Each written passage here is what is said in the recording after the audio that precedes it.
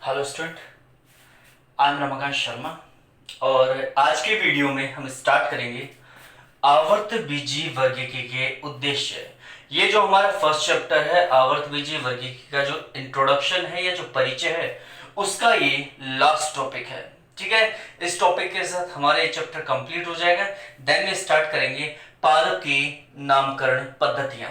ठीक है, एक्चुअल जो चैप्टर है, एक्चुअल जो सिलेबस है वो नेक्स्ट जो सेकंड चैप्टर रहेगा पादप की नामकरण पद्धतियां, प्लांट नोमेनक्लेचर सिस्टम, वहां से स्टार्ट होगा। ठीक है, तो अभी हम स्टार्ट करते हैं आवर्त बीजीय वर्गीकी के उद्देश्य क्या है।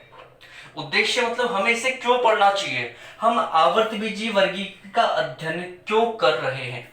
ठीक है, तो उसके लिए आपको थोड़ा सा बैक में जाना पड़ेगा, थोड़ा सा पीछे जाना पड़ेगा। जैसे कि हम जानते हैं कि जब पादपों का वर्गीकरण किया गया, जब पादपों का क्या किया गया, वर्गीकरण किया गया, तो पादपों को क्रमशः सबसे पहले, जैसे सामान्यतः में पादपों को नहीं जीवों को भी सम्मिलित किया गया था, तो जीवों को सबसे पहले कितने जगतों में बांटा गया, 2 जगत में।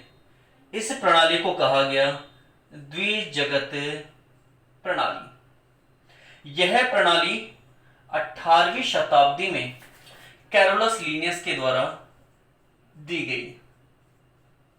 किसके द्वारा दी गई? Carolus Linnaeus. तो कैरोलस लीनियस नामक वैज्ञानिक ने 18वीं शताब्दी में कौन सी प्रणाली दी है? द्विजगत प्रणाली। और इस प्रणाली के अनुसार जितने भी जीव प्रकृति में पाए जाएंगे उन सभी को कितने जगत में बांटा गया है? 2 जगत में। एक जगत का नाम है प्लांटी और एक जगत का नाम है एनिमेलिया। तो कैरोलस लीनियस ने क्या किया? कैरोलस लीनियस ने जीवों को 2 जगत में क्या कर दिया? बांट दिया। ठीक है, उसके बाद द्विजगत प्रणाली के बाद आई त्रिजगत प्रणाली।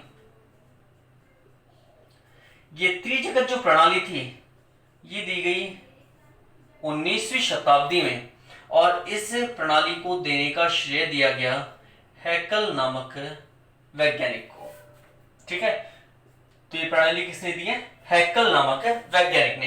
हैकल क्या कहते हैं कि ठीक है, कैरोलस लीनियस ने पौधों को रखा प्लांटी में, जंतुओं को रखा एनिमेलिया में, लेकिन इन्होंने जीवों का एक और क्या बनाया? समूह बनाया। एक और क्या बनाया? समूह। और उसे क्या नाम दिया?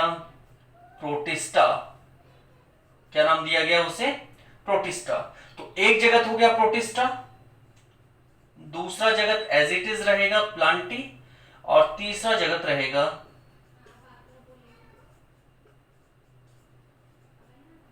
एनिमेलिया। तो यहां हो गए हमारे पास त्रिजगत प्रणाली में 3 जगत, प्रोटिस्टा, प्लांटी एंड एनिमेलिया। तो ये जो प्रोटिस्टा शब्द है ये शब्द किसने दिया है? हैकल नामक वैज्ञानिक ने। और हैकल इस प्रोटिस्टा के लिए कहते हैं कि इनमें किनको सम्मिलित किया जाएगा? प्रोटोजोआ संघ के सदस्यों को। किनको सम्मिलित किया जाएगा? प्रोटोजोआ संघ के सदस्यों को। प्लांटी में सम्मिलित किया जाएगा पादपों को एवं एनिमेलिया में सम्मिलित किया जाएगा जंतुओं को। यह हो गई त्रिजगत प्रणाली। ठीक है, इस प्रणाली के बाद आई चतुर जगत प्रणाली।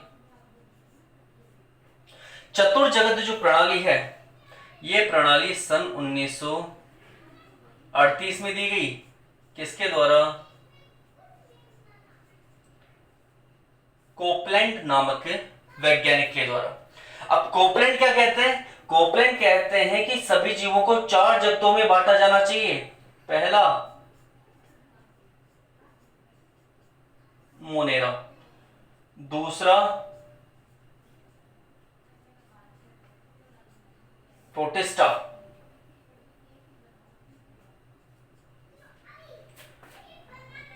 तीसरा प्लांटी और चौथा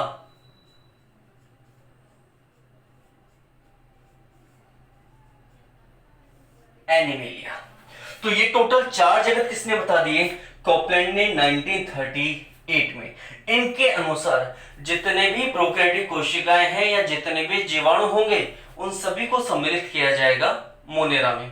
शेष सभी प्रोटोजोआ संघ के सदस्यों को सम्मिलित किया जाएगा प्रोटिस्टा में। पौधों को रखा जाएगा प्लांटी में एवं जंतुओं को रखा जाएगा एनिमेलिया में। यह वर्गीकरण प्रणाली आ गई चतुर जगत तक। उसके बाद आई पंच जगत प्रणाली, सबसे इंपॉर्टेंट प्रणाली पंच जगत प्रणाली। इसका हर पॉइंट इंपॉर्टेंट है। पहला पॉइंट कि प्रणाली दी किसके द्वारा गई? RH विटेकर के द्वारा। यहां पर RH का पूरा नाम है रॉबर्ट हार्डी विटेकर, ठीक है, रॉबर्ट हार्डी विटेकर, ठीक है, ये इनका पूरा नाम है। इन्होंने 1969 में, सन 1969 में कौन सी प्रणाली दी है? पंच जगत प्रणाली। अगला ही इसमें एक और इंपॉर्टेंट क्वेश्चन बनता है कि इन्होंने इस प्रणाली का आधार किसको माना? आधार किसको माना इन्होंने? तो इन्होंने आधार माना 5 चीजों को, और इन 5 चीजों के आधार पर ही इन्होंने पंच जगत प्रणाली दी है, ठीक है। वो 5 चीजें क्या क्या हैं? वो 5 चीजें हैं CENTR।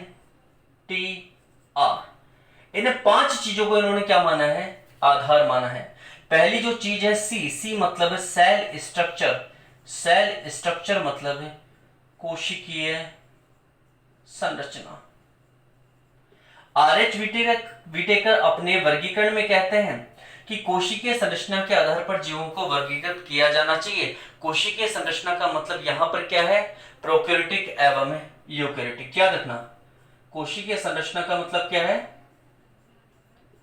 प्रोकैरियोटिक या यूकैरियोटिक। मतलब या तो जीव प्रोकैरियोटिक होंगे या जीव यूकैरियोटिक होंगे। ये पहला आधार था इनके वर्गीकरण का। दूसरा आधार उद्विकासीय संबंध, इवोल्यूशनरी रिलेशनशिप। उद्विकासीय संबंध। इसमें यह बताया गया कि या तो जीव क्या होंगे? प्राचीन होंगे, या जीव कैसे होंगे? नवीन होंगे। या तो कोई नए जीव होंगे या जीव कैसे होंगे? प्राचीन होंगे। प्राचीन जीवों को पहले रखा जाएगा, नवीन जीवों को बाद में रखा जाएगा। ये था इनका दूसरा पॉइंट। तीसरा पॉइंट है इनका न्यूट्रिशन। न्यूट्रिशन मतलब पोषण का आधार। पोषण के आधार पर इन्होंने क्या कहा? या तो जीव स्वपोषी होंगे या जीव परपोषी अथवा विषमपोषी होंगे, ठीक है। उसके बाद आ जाएगा टी मतलब थैलस संरचना, थैलस स्ट्रक्चर। थैलस संरचना मतलब थैलस क्या होता है? देखो, थैलस होता है पादप सुखाय। यदि किसी पादप की संरचना को जड़, तना और पत्ती में विभेदित नहीं किया जा सकता तो ऐसी अविभेदित संरचना क्या कहलाती है? थैलस कहलाती है। क्या कहलाती है? थैलस कहलाती है। तो इन्होंने थैलस संरचना को भी क्या माना? आधार माना। इनके अनुसार थैलस संरचना 2 प्रकार की हो सकती है, या तो एक कोशिकीय या फिर बहुकोशिकीय। या तो थैलस संरचना कैसी होगी? एक कोशिकीय होगी, या थैलस संरचना कैसी होगी? बहुकोशिकीय होगी। उसके बाद लास्ट इन्होंने लिया रिप्रोडक्शन। रिप्रोडक्शन मतलब जनन। जनन कैसा होगा? कायिक जनन होगा, अलैंगिक जनन होगा या लैंगिक जनन होगा। तो इन सभी को आधार मानकर, किन किन को? इन 5 चीजों को आधार मानकर RH विटेकर नामक वैज्ञानिक ने कौन सी प्रणाली प्रस्तुत की? पंच जगत प्रणाली, ठीक है। 5 चीजें मैंने आपको बता दी है। C मतलब है सेल स्ट्रक्चर, E मतलब इवोल्यूशनरी रिलेशनशिप, उद्विकासीय संबंध, N मतलब मोड ऑफ न्यूट्रिशन, पोषण का आधार, T मतलब थैलस स्ट्रक्चर, थैलस की संरचना, और R मतलब रिप्रोडक्शन, रिप्रोडक्शन मतलब जन्म, ठीक है। तो इन 5 चीजों को इन्होंने क्या माना? आधार माना। और इन 5 चीजों को आधार मानकर RH विटेकर ने पंच जगत प्रणाली क्या की? प्रस्तुत की, ठीक है। इनके अनुसार 5 जगत कौन कौन से हैं? पहला मोनेरा, दूसरा प्रोटिस्टा, तीसरा फंजाई,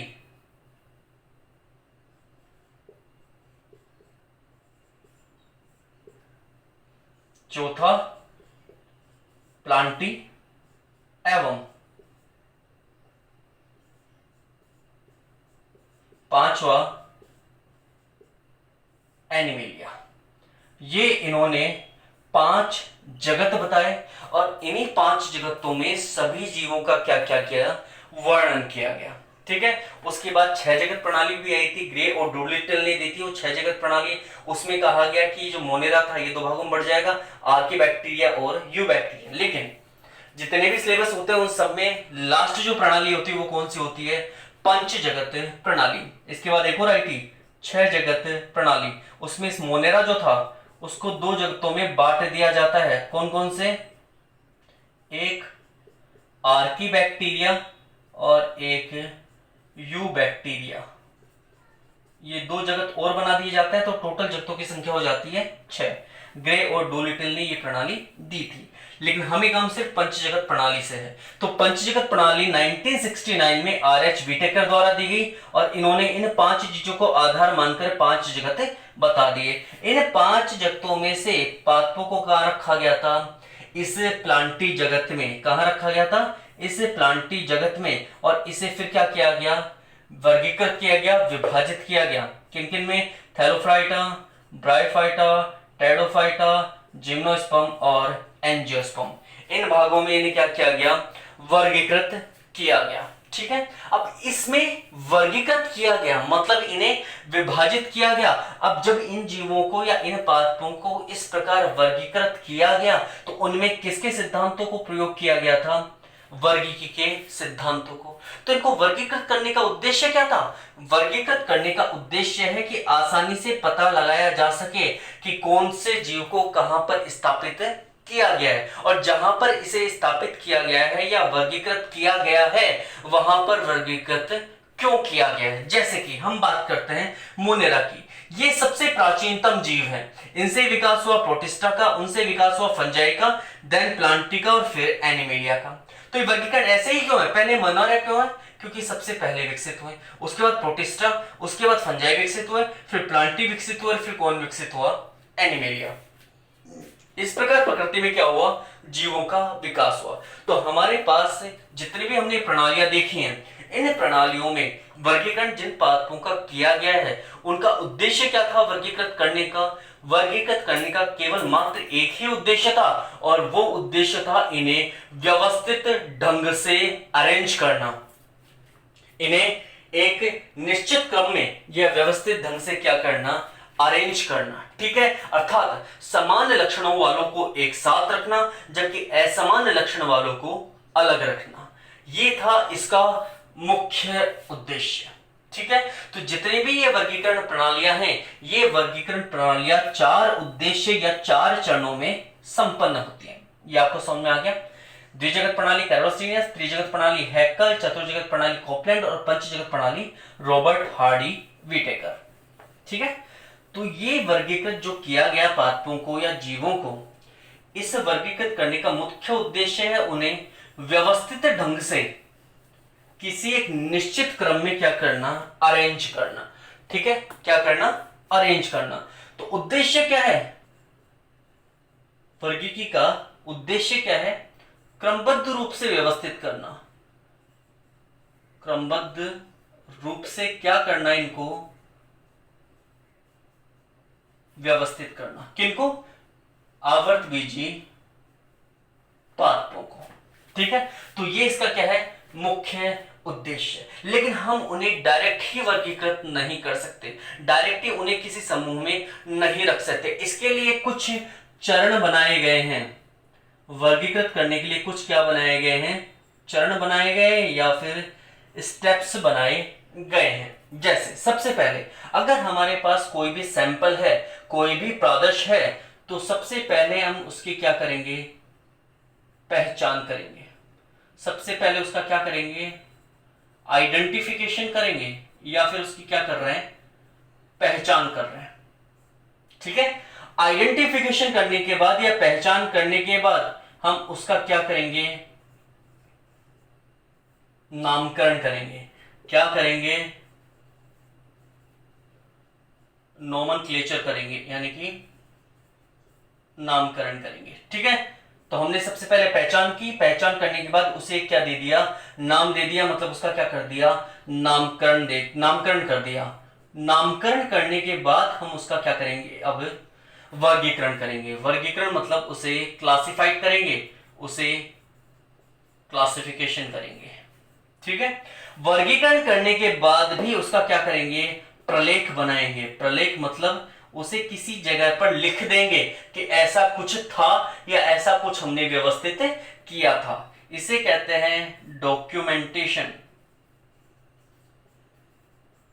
इसे प्रलेख या फिर डॉक्यूमेंटेशन कहा जाता है। तो किसी भी पादप जाति को वर्गीकृत करने के लिए हमें कितने चरणों की आवश्यकता है, 4 चरणों की। सबसे पहले उसका क्या करेंगे, पहचान, पहचान के बाद नामकरण, नामकरण के बाद वर्गीकरण और वर्गीकरण के बाद प्रलेख।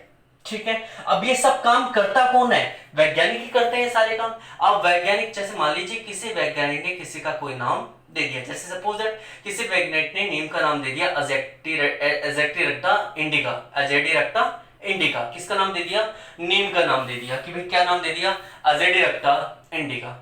अब ये नाम दे दिया किसी वैज्ञानिक ने, लेकिन ये नाम सही है या नहीं है, किसी भी जो जैसे पूरे विश्व के लिए जितने भी वैज्ञानिक हैं जो नए नए नाम देते रहते हैं, तो उनके अनुसार ये सही है या नहीं है, या जो निश्चित किए गए हैं मापदंड उनके लिए नाम सही है या नहीं है। तो उसके लिए विश्व के सभी देशों ने मिलकर एक संस्था का निर्माण किया है। यह संस्था पादप से संबंधित, पादप जाति से या पादप वर्गीकरण से संबंधित सभी प्रकार की नामकरण पद्धतियों का विवेचन करती है, मतलब उनका क्या करती है, ये ध्यान रखती है। इस संस्था का नाम क्या है, ICBN, international council of botanical nomenclature. इसका नाम क्या है, international council of botanical nomenclature. मतलब एक अंतरराष्ट्रीय संस्था है, काउंसिल है, अंतरराष्ट्रीय काउंसिल है या संस्था है, किसके लिए, बॉटनिकल नोमेनक्लेचर, पादप के नामकरण के लिए। ठीक है, तो पादपों के नामकरण के लिए एक संस्था बनाई गई है जिसका नाम क्या है, ICBN। ठीक है, तो ICBN जो होती है पादपों के नामकरण के लिए क्या क्या बात कहती है, ICBN पादपों के नामकरण के लिए कहता है, पहला पॉइंट, पादप का नामकरण लैटिन भाषा में ही होना चाहिए। किस भाषा में होना चाहिए, लैटिन भाषा में ही होना चाहिए, जिसमें ये जो नामकरण होगा लैटिन भाषा में, इसमें पहला शब्द वंश का होगा और दूसरा शब्द जाति का होगा। ये पहली बात कहती है। दूसरी बात ये कहती है कि पादप का जब भी नामकरण किया जाएगा तो वंश का जो पहला लेटर होगा, जैसे अजेडिरक्टा इंडिका,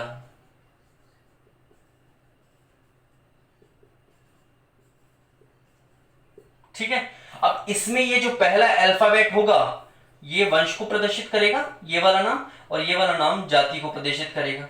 तो इसका फर्स्ट अल्फाबेट हमेशा क्या होगा, कैपिटल होगा, कैपिटल मतलब बड़ा होगा, जबकि जाति का पहला जो अल्फाबेट होगा वो हमेशा कैसा होगा, स्मॉल होगा। ठीक है, नेक्स्ट, इन दोनों के बीच में, वंश और जाति के नाम के बीच में क्या रहेगा, स्पेस रहेगा। क्या रहेगा, इनके बीच में स्पेस रहेगा। नेक्स्ट पॉइंट, वंश एवं जो जाति के नाम होंगे अगर ये हाथ से लिखे जाते हैं तो इन्हें अलग अलग क्या किया जाएगा, अंडरलाइन किया जाएगा। क्या किया जाएगा, अंडरलाइन। लेकिन अगर इन्हें टाइप किया जाता है तो इन्हें किस फॉर्मेट में टाइप किया जाएगा, इटैलिक फॉर्मेट में टाइप किया जाएगा। तो ये क्या थे, और इसके अलावा अगर किसी वैज्ञानिक ने इनकी खोज की है तो जाति के नाम के पीछे अपना छोटा नाम लिख सकता है। ठीक है, और जो वैज्ञानिक पहले नाम देगा उसी का नाम क्या होगा, मान्य होगा। ये कुछ नियम बनाए हैं ICBN ने, किसके लिए, नामकरण पद्धति के लिए या फिर पादपों के नामकरण के लिए। इस नामकरण के आधार पर ही फिर पादपों का वर्गीकरण किया जाता है और फिर उनका डॉक्यूमेंटेशन किया जाता है या फिर प्रलेख किया जाता है। तो सबसे पहले पहचान करेंगे, फिर ICBN के अनुसार उसका नामकरण करेंगे। कौन सी भाषा प्रयोग की जाती है नामकरण के लिए, ध्यान रखना, लैटिन भाषा। ठीक है, और लिखने का फॉर्मेट कैसा है, इटैलिक है, लेकिन जब हाथ से लिखते हैं तो इटैलिक मतलब तिरछे अक्षर नहीं लिखे जा सकते, इसलिए उन्हें अलग अलग क्या करते हैं, अंडरलाइन करते हैं। जितने भी नाम होंगे वो दो शब्दों से बने होंगे, वंश से और जाति से। कुछ वैज्ञानिक जाति के बाद अपना नाम भी लिखते हैं। तो ये क्या होगी, नामकरण की पद्धति। नामकरण के बाद उसका क्या करेंगे, वर्गीकरण, उसे समानता एवं असमानता के आधार पर क्या करेंगे, विभाजित करेंगे। समान लक्षणों वाले पादपों को एक जगह रखेंगे, असमान लक्षण वाले पादपों को अलग रखेंगे। उसके बाद जब ये सब कुछ हो जाएगा तो उसके आधार पर उसका क्या तैयार करेंगे, एक डॉक्यूमेंट तैयार करेंगे, एक लेख तैयार करेंगे। उसके बाद उस लेख का प्रकाशन होगा और प्रकाशन के पश्चात लोगों को उसके बारे में क्या होगा, पता चलेगा। तो मुख्य कार्य क्या है, वर्गीकी का उद्देश्य क्या है, किसी भी पादप जाति को, प्रकृति में चाहे कोई भी जाति हो पादप की, उसे क्या करना, क्रमबद्ध रूप से व्यवस्थित करना। किसको, किसी भी पादप जाति को, एवं उसके साथ साथ उसको कोई विशेष नाम देना और उसके लिए डॉक्यूमेंट्स तैयार करना, प्रलेख तैयार करना भी किसके उद्देश्य हैं, वर्गीकी के उद्देश्य। तो हम मुख्य रूप से वर्गीकी के उद्देश्यों को पहचान, नामकरण, वर्गीकरण एवं प्रलेख के अंतर्गत क्या करते हैं, सम्मिलित करते हैं। ठीक है, ये थे आपके वर्गीकी के उद्देश्य। उसके बाद वर्गीकी के उद्देश्यों के अंतर्गत ही एक वर्गीकी की शाखा इंक्लूड की जाती है, सम्मिलित की जाती है। इसे कहते हैं संख्यात्मक वर्गीकी।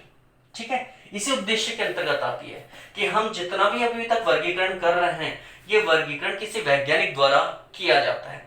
मतलब समानता या असमानता के आधार पर विभाजित करना हो, उसकी पहचान करनी हो, नामकरण करना हो, वर्गीकरण करना हो, ये सारे काम किसी वैज्ञानिक द्वारा किए जाएंगे। ठीक है, लेकिन अगर मान लीजिए हमें कोई सूचना प्राप्त हुई, उस सूचना को व्यवस्थित करने का, उस सूचना को विश्लेषित करने का या उस सूचना को संश्लेषित करने का और उस सूचना के डॉक्यूमेंट्स तैयार करने का कार्य अगर कंप्यूटर के द्वारा किया जाए,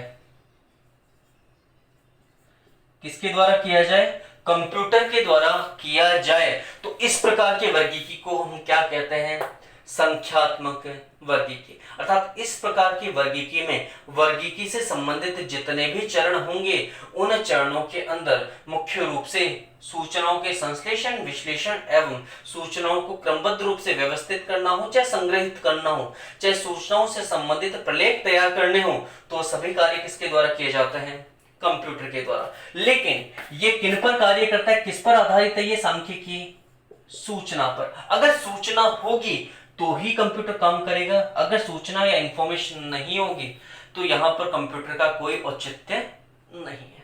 ठीक है, तो ये थे आवर्तबीजी वर्गीकी के उद्देश्य। उद्देश्य सिर्फ एक ही है, क्या, क्रमबद्ध रूप से व्यवस्थित करना। लेकिन इसके अलावा वर्गीकी के द्वारा हम पहचान करते हैं पादपों की, नामकरण भी करते हैं, वर्गीकरण भी करते हैं और प्रलेख तैयार भी करते हैं। याद रखने का तरीका क्या है, संस्था का नाम क्या था, ICBN, international council for botanical nomenclature. ठीक है, तो यहां पर आप इसको हटा दो, बी वाले को, बाकी क्या बचा, identification, classification, nomenclature, identification, classification, nomenclature, और लास्ट में आ जाएगा डॉक्यूमेंटेशन। ठीक है, तो ये हो गया आपका एक छोटी सी ट्रिक इन स्टेप्स को याद करने की। ICN, आइडेंटिफिकेशन, क्लासिफिकेशन, नॉमेनक्लेचर, पहचान, वर्गीकरण, नामकरण, और लास्ट हो जाएगा आपका डॉक्यूमेंटेशन। ठीक है, तो आपके वर्गीकी के उद्देश्य हो गए समाप्त। आई होप कि आपको समझ में आया होगा। नेक्स्ट वीडियो में हम स्टार्ट करेंगे नामकरण पद्धतियां। ठीक है, पादप के नामकरण की पद्धतियां। ये हमारा एक चैप्टर कंप्लीट हो गया। इसमें राजस्थान यूनिवर्सिटी में सन 2013 और 2016 में क्वेश्चन आया था कि वर्गीकी शब्द किसके द्वारा दिया गया था, किसने दिया था, डी कैंडोल ने। एक क्वेश्चन आया था 2010 के आसपास, वो क्वेश्चन था कि वर्गीकरण विज्ञान या सिस्टमेटिक शब्द किसके द्वारा दिया गया था, तो वो दिया गया था कैरोलस लिनियस के द्वारा। ठीक है, इसके अलावा जितने एक भी क्वेश्चन ऐसा नहीं है राजस्थान यूनिवर्सिटी का जो इन पढ़ाए हुए में से बाहर हो। ठीक है, तो इस चैप्टर को अच्छे से समझिए और इसको कंप्लीट कीजिए। कल हम स्टार्ट करेंगे पादप नामकरण पद्धतियां। चलिए, थैंक यू सो मच।